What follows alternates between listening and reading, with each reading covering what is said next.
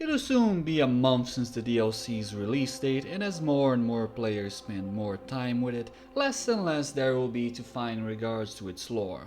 So let us enjoy while there is still something to talk about.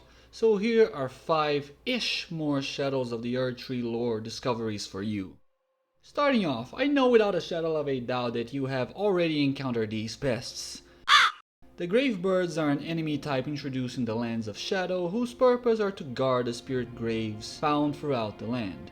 As stated in the Gravebird armor set, Gravebirds are ancient golems created to guard the spirit graves, built where all manner of death ultimately drift. And considering what is stated in the suppressing pillar, it seems that these mechanical pests are right at home within the Lands of Shadow. Yet their lore still has more flair to give, for the Gravebird Ashes says that these golems are, according to legend, the Gravebirds were crafted to be kindred to the Deathbirds. This is quite interesting because the art of burning bodies of the dead with the use of ghost flame is a practice that possibly predates even the Erdtree itself, the Golden Order itself. Meaning that these golems were built by a really old civilization, but they are also related to the dreaded Deathbirds and their outer god that they serve, making them kindred spirits in purpose, even if these spore imitations could never hope to hold a candle to the Deathbirds. Elite fighting forces are an aspect of warfare that has always intrigued the minds of readers, gamers, and historians. The 300s of Sparta, the Praetorian Guards of Rome, and the Varangian God of the Byzantine Empire all have captivated our imaginations throughout history with their prowess for combat in the face of all odds, their superiority when it comes to skill at arms, and their unwavering loyalty to their liege lord. And Elden Ring lore is no stranger to elite fighting force, and as a matter of fact, every demigod has their own loyal elite units and bodyguards to fight and win the most hazardous of ordeals. Where regular soldiers would buckle, these would succeed. In Shadows of the Erdtree, we are presented to not one, but 3 different elite fighting units that are employed by their respective demigods. The Fire Knights of Messmer, the Death Knights of Godwyn, and the Needle Knights of Miquella. Starting with the Fire Knights. These pyromaniacs are not just your random noble blue blood turned knight in shining armor, but in fact, they hail from the highest echelon of the Erdtree society. As stated in their armor set, each and every knight hail from a renowned family of the Erdtree's upper echelons, but were shunned and chased from their homes after pledging allegiance to Messmer as their master. The Fire Knights answer directly to Messmer himself, and subsequently they are his finest warriors, sorcerers, and counselors, all in one package. So far there are 5 known Fire Knights that we know of by name: Quelig, Hild, Sauza, Wego, and Kud, with the last 2 being their elder and captain respectively, making Kud the leader of their order.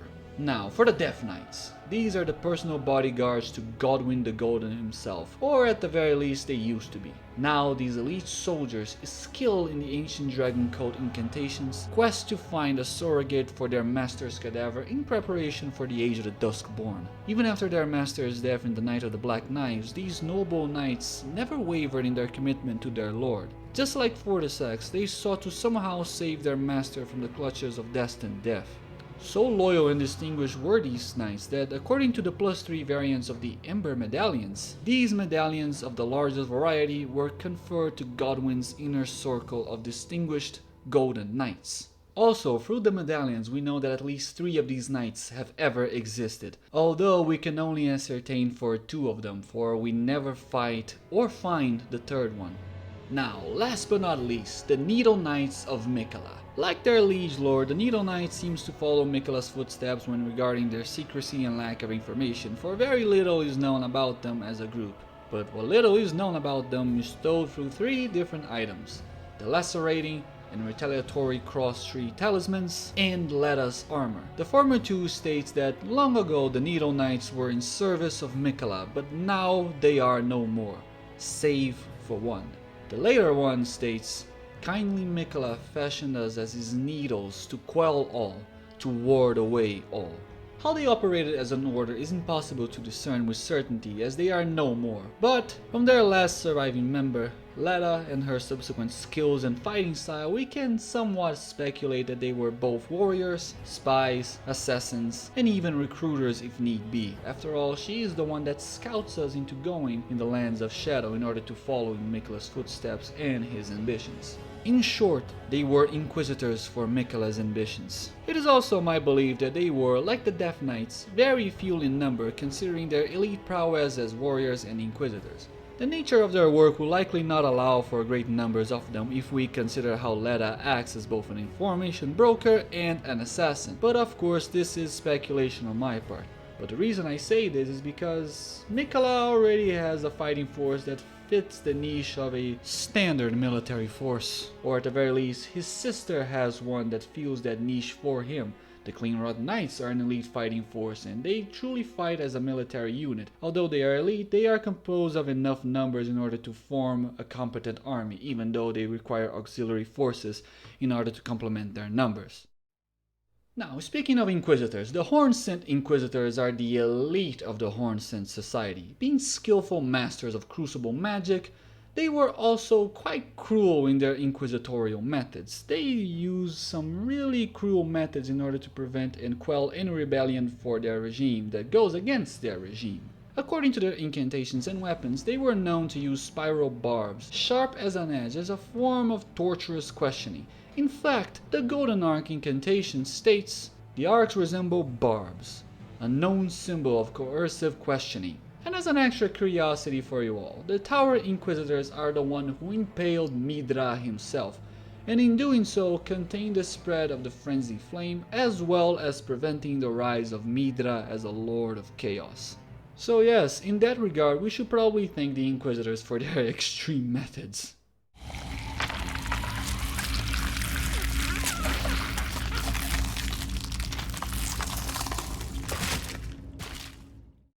Adding up to the many victims of America's wars, we now talk about Romina. The woman who would soon be known as the Saint of the Bud was once a young and arguably religious girl that unfortunately found herself at the crossfire of Messmer's crusade. She was likely not a Horn-Sent since in the story trailer she is ignored by the warring soldiers, but Horn-Sent or not, she suffered the horrors of war all the same. As stated in the pole arm of the Bud, once in the crumbling, burning church, Romina held the Bud in speechless silence. That Bud would become her blade. After witnessing the despair of having her home, her loved ones, and the church she used to pray burn to ashes, Romina eventually found a twisted element from which she could weave her faith around. In remembrance of the Saint of the Bud, it is stated, after the church was burned to the ground, Romina discovered a twisted divine element, which she weaved into the baleful scarlet rot. Perhaps then, the buds might find somewhere to gain purchase once more, within the scorched remains.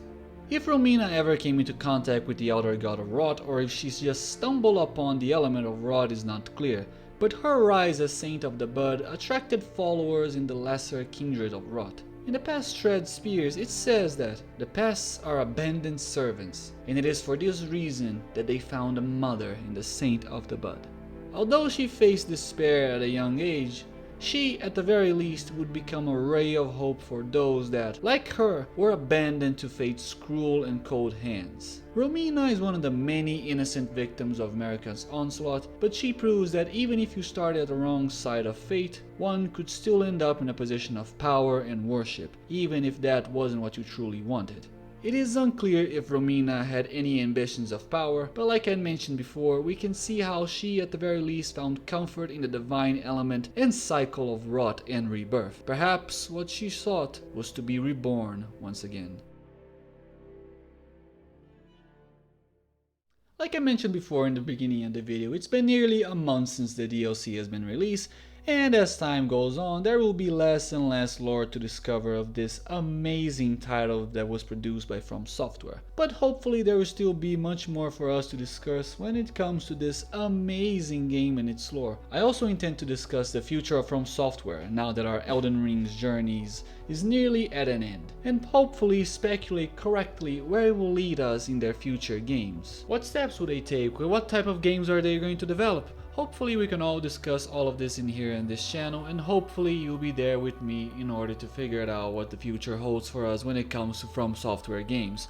Also, don't worry, I'm still gonna be making more lore videos for Elden Ring and hopefully some other games as well. I just want to talk about From Software as a developer and to even speculate if they're even going to continue their formula with the Souls-like titles or if they're gonna pivot to some other genre like they did with Armored Core.